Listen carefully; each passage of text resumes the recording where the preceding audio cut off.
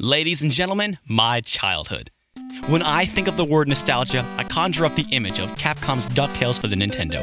It was one of my favorite childhood games, and it was based off of one of my favorite childhood cartoons. That's right, DuckTales is not just a kick-ass game, it's a kick-ass licensed game, and of a children's television show. Now I know for some of you this may be a difficult concept to grasp, but I got the proof right here. Bright, well-designed worlds, solid, unique, one-of-a-kind action platforming, and the very definition of a memorable soundtrack.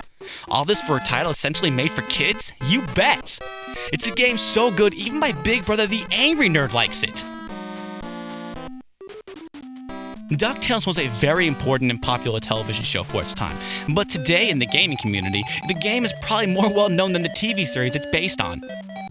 Even if it wasn't a licensed game, DuckTales would still be a classic, but because of this distinction, it is noteworthy not just as one of Capcom's best titles in the NES, but as one of the greatest licensed games ever made. Or rather, one of the few licensed games truly worth your time. And before we move on, I want to take a moment to thank my parents for buying me this game for my birthday.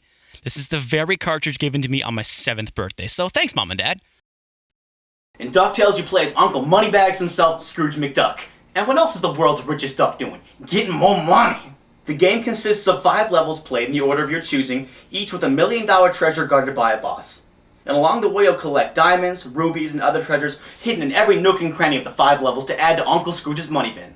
It's a simple plot, but typical for your average episode of the show, so the storyline's appropriate. There are 2 forms of attack, but you use one way more than the other. You can use your cane as a pogo stick or as a golf club, but as I'm sure you've noticed, you use the pogo stick method as your basic form of attack. This isn't the hardest game out there, but getting that pogo move down can take a little practice. If you land a little off center or go into it a little too close to the enemy, you'll miss your target and take damage. And it can get stressful at times because you have so few hits and very short post-damage and vulnerability. Oh, and there's no continues. This all combines to a pretty balanced experience. I mean, it is a short 5-level game, but it's pretty unforgiving with its precision-heavy controls, limited supply of health, and lack of a continue feature. Oh, and did I mention multiple endings and difficulties? Not only is it balanced, it's got some pretty decent replay too. The level design is really where DuckTales stands out from similar games of the time. None of the levels are a straight line to the end. In addition to that, there are hidden rooms and treasures everywhere, and I mean everywhere.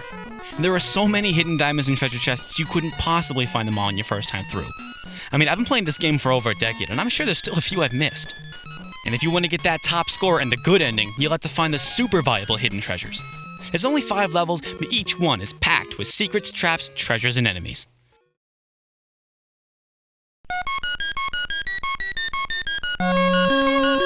The music in this game is phenomenal, to say the least. The most famous track is, of course, from the Moon level. I'm willing to bet that there are more gamers who recognize this song than know it's actually from the DuckTales game.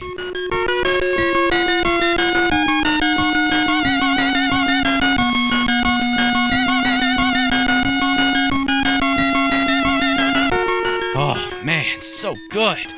Man, screw greatest video game songs ever written. This is just one of the greatest songs ever written.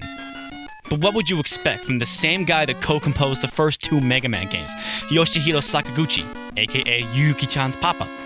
And by the way, The Advantage did an amazing cover of the song on their sophomore record Elf titled. In fact, both their albums are amazing. It's blocked in stores now. But all the 8-bit music you've heard so far is from the other levels of the game. So, the Moon level easily trumps all, but the rest of the soundtrack is certainly no slouch. So, it's a great game based on a license, but how faithful is it to that license? I'd say pretty faithful. The title screen accurately portrays that super catchy theme song.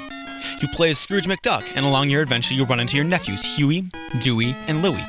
And there's Webigail, Mrs. Beagley, Gizmo Duck, Bubba, and the man himself, Launchpad McQuack. Launchpad even calls him Mr. McD. And there's some of the show's main villains too, like the Beagle Boys, Magica Dispel, and Flintheart Glomgold. But there are a few coloring mistakes, like Scrooge's coat is actually blue. Same with Dewey, who on the stage select screen is wearing green. And the Beagle Boys don't wear white, they wear red. The weird thing is most of these mistakes were fixed in the ending. DuckTales was made by Capcom, or more specifically, Tokuro Fujiwara, or even more specifically, the fucking man. Fujiwara is responsible for Ghosts and Goblins, Mega Man's 1, 2, and 3, Gargoyle's Quests 1 and 2, and the Tomba games to the PS1. So it's no wonder the first DuckTales game was so solid.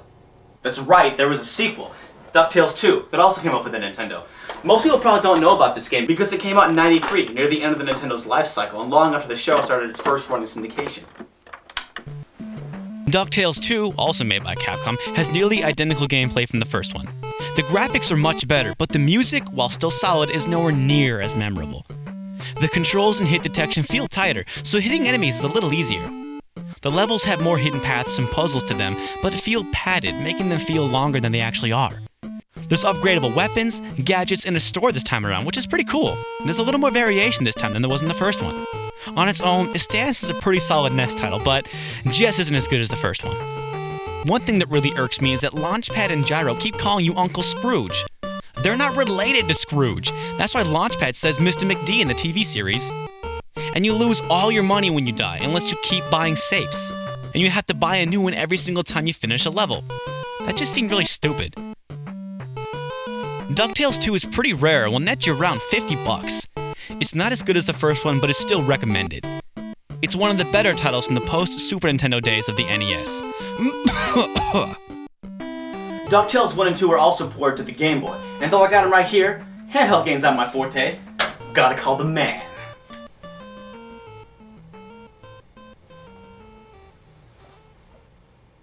Hello. Hey, what's up, dude? How's it going? Alright. Hey, how are DuckTales 1 and 2 on the Game Boy? Pretty good.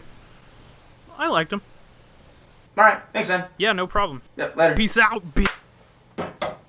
Alright, now we talked about all the games. I think it's time we switch gears now and talk about the cartoon DuckTales, because it had a larger impact on television history than I think any of us ever realized. DuckTales was a syndicated cartoon series developed for children's television by Walt Disney Television Studios. I know most of you already know this, but hold on, I'm going somewhere with this.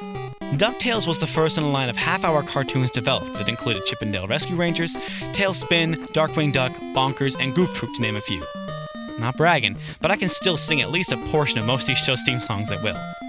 New episodes of DuckTales ran from 1987 to 1990. To put that into perspective, that was when I was 3 and 6.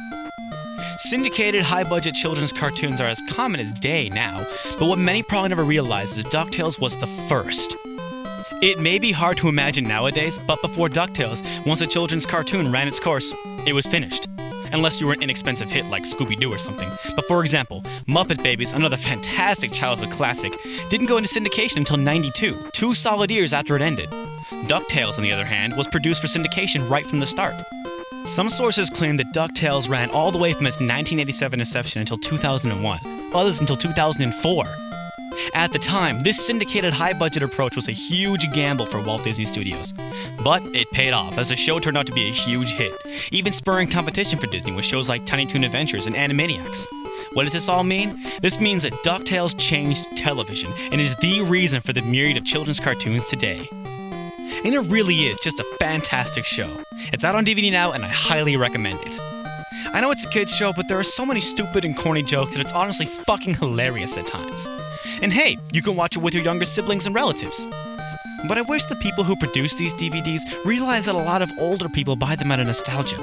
The 1980s Transformers and WALL-E DVDs both have special features for both kids and movie lovers. This is the kind of approach I wish DVD producers would have with shows like DuckTales. Because honestly, before I started doing research for this video, I never knew DuckTales has such an amazing history behind it. But then again, this gives me the opportunity to tell you all about it. Yeah, never mind, their loss. That's it for DuckTales, but stay tuned, because pretty soon we'll be talking about a very similar licensed game. So, I'll catch you next time. Cheers.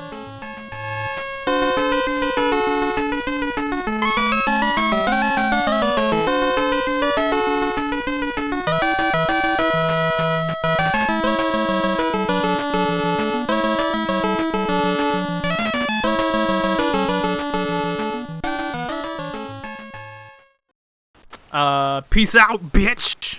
I got nothing.